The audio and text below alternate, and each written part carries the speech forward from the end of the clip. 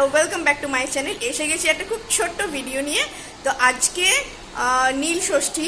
বাইরে থেকে এত আওয়াজ হচ্ছে, বুঝতে পারছি না আমার গলার আওয়াজটা পৌঁছাচ্ছে কিনা। আজকে সামনের মন্দিরে শিব পার্বতীর বিয়ে, মা বাপি গেছে কিন্তু আমি যাইনি। তো আজকে নীল ষষ্ঠীর দিনে কি রাত্রিবেলা মেনু হয়েছে একটু দেখে আসি, দাঁড়ান। রান্নাঘরে কি হয়েছে একটু দেখি।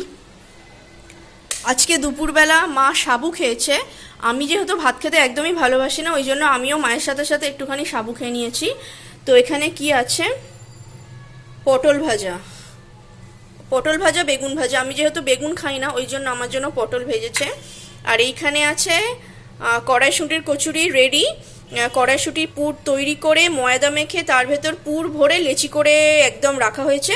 শুধু রাত্রিবেলা বেলবো আর ভাজবো। আর ঠিক তার নিচে রয়েছে আলুর তরকারি। আমার খুব ভালো লাগে এই আলুর তরকারি দিয়ে কড়াইশুঁটির কচুরি খেতে। তোমাদের নীল ষষ্ঠীতে কি হয়েছে, কি খেলে, কি রাত্রিবেলা হলো, তো অবশ্যই জানিও। আজকের ছোট্ট ভিডিওটা এই অবধি থাক।